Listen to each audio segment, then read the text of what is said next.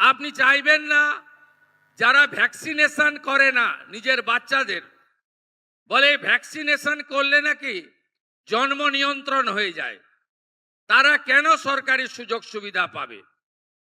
যারা সরকারি স্কুলে বাচ্চাদেরকে ভর্তি করেন না, সরকার অনুমোদিত স্কুলে বাচ্চাদের ভর্তি করেন না, যারা এমন জায়গায় বাচ্চাদেরকে ভর্তি করান যেখানে তাদেরকে এমন শিক্ষায় শিক্ষিত করা হয় যেখানে বন্দে মাতরম গাইতে বা জাতীয় সঙ্গীত গাইতে তাদের অসুবিধা হয়, তারা কেন সরকারি সুযোগ সুবিধা পাবে? সরকারি টাকা কিভাবে এরা লুট করেছে আপনি ভাবলেও অবাক হয়ে যাবেন। পুরুষদেরকে বিধবা ভাতা দিয়েছে। মুর্শিদাবাদ জেলার ডোমকলে একটি ব্লকে ৩৫০০ ফেক অ্যাকাউন্ট বেরিয়েছে যেখানে মাইনরিটি স্কলারশিপের টাকা ঢোকানো হয়েছে।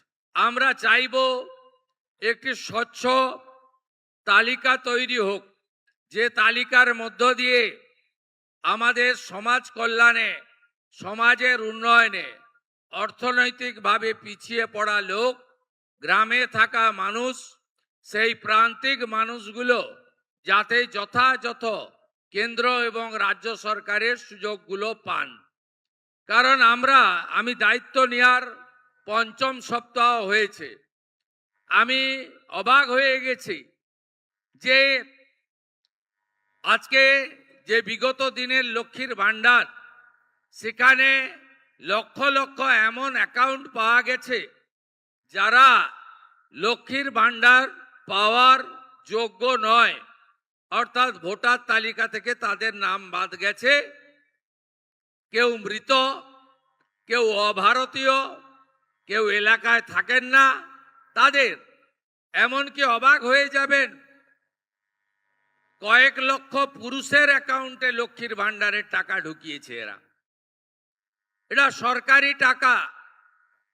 প্রাপকদের কাছে, যোগ্য প্রাপকদের চিহ্নিত করে তাদের হাতে কর্মসূচি পৌঁছে দেওয়ার ইচ্ছাই যিনি নিজেকে প্রধানমন্ত্রী বলেন না, প্রধান সেবক বলেন নরেন্দ্র মোদীজির, আর তার অনুপ্রেরণায়, মার্গদর্শনে এই রাজ্যে যে ডবল ইঞ্জিন সরকার তৈরি হয়েছে, সেই সরকারও এই নীতিতে বিশ্বাস করে যে মানুষটির প্রকৃত প্রয়োজন তাকে পৌঁছে দেওয়ার দায়িত্বটা সরকারের। তাই আমরা আরো অবাক হয়ে যাবেন, যেখানেই আমরা হাত দিচ্ছি বিগত সরকারের দুর্নীতি, স্বেচ্ছাচারিতা এবং সরকারি টাকা কিভাবে এরা লুট করেছে আপনি ভাবলেও অবাক হয়ে যাবেন। পুরুষদেরকে বিধবা ভাতা দিয়েছে। মুর্শিদাবাদ জেলার ডোমকলে একটি ব্লকে ৩৫০০ ফেক অ্যাকাউন্ট বেরিয়েছে যেখানে মাইনরিটি স্কলারশিপের টাকা ঢোকানো হয়েছে। তাই আমি আশা করব, জনগণ চান প্রকৃত মানুষের হাতে অর্থ আসুক, সামাজিক প্রকল্পের সুযোগ তারা পান। তাই এই সরকারের উষা লগ্নে শুরুতে আপনারা আমাদেরকে সহযোগিতা করুন, আমরা আপনাদের সহযোগিতা করব। প্রয়োজন হলে বাড়িতে পাঠাবো আমরা আমাদের কর্মচারীদের, সহযোগী কর্মচারীদের, যাতে আমরা পোর্টালে আপলোড করা, ফর্ম নথিভুক্তকরণ করা এটা ঠিকঠাকভাবে হয়। আপনারা সবাই রাষ্ট্রবাদী জনগণ, আপনারা চাইবেন না যে বাংলাদেশ থেকে আসা অবৈধ অনুপ্রবেশকারী তিনি অন্নপূর্ণা যোজনা পান, বার্ধক্য বিধবা ভাতা পান, আপনি চাইবেন না। কারণ এটার অধিকার কেবলমাত্র ভারতীয় নাগরিকদের রয়েছে। আপনি চাইবেন না যারা ভ্যাকসিনেশন করে না নিজের বাচ্চাদের, বলে ভ্যাকসিনেশন করলে নাকি জন্ম নিয়ন্ত্রণ হয়ে যায়, তারা কেন সরকারি সুযোগ সুবিধা পাবে? যারা সরকারি স্কুলে বাচ্চাদেরকে ভর্তি করেন না, সরকার অনুমোদিত স্কুলে বাচ্চাদের ভর্তি করেন না, যারা এমন জায়গায় বাচ্চাদেরকে ভর্তি করান যেখানে তাদেরকে এমন শিক্ষায় শিক্ষিত করা হয় যেখানে বন্দে মাতরম গাইতে বা জাতীয় সঙ্গীত গাইতে তাদের অসুবিধা হয়, তারা কেন সরকারি সুযোগ সুবিধা পাবে? তাই আমাদের যে ফর্ম, আমাদের যে ব্যবস্থা, তাতে আমরা একবারই চাইব এবং এই স্বচ্ছতার সঙ্গে যে তালিকা হবে, এই তালিকাতে আপনাদের যা যা প্রয়োজন এই ডবল ইঞ্জিন সরকার তাই পৌঁছে দেবে। যেখানে দুর্নীতি থাকবে না, মধ্যস্বত্বভোগী থাকবে না, আপনারা প্রতারিত হবেন না, আপনারা একজন এই রাজ্যের নাগরিক হিসেবে আপনার অধিকার আপনি পাবেন। আমি আপনাদের এই কথাগুলো বললাম। সাথে সাথে আমাদের এই সরকারের 5 সপ্তাহের মধ্যে আমরা অনেক গুরুত্বপূর্ণ কাজ শুরু করেছি, সিদ্ধান্ত নিয়েছি। আমরা দেশকে সুরক্ষিত করার জন্য সীমান্তের জমি বিএসএফকে হস্তান্তর করা, জনগণনার কাজ শুরু করানো, বিএনএস এর আওতায় আইনের শাসন প্রতিষ্ঠিত করা, দুর্নীতিগ্রস্ত এবং অত্যাচারীদের বিরুদ্ধে কঠোর আইনি ব্যবস্থা করা, শাসকের আইন নয় আইনের শাসন প্রতিষ্ঠা করা, এটা আমাদের লক্ষ্য।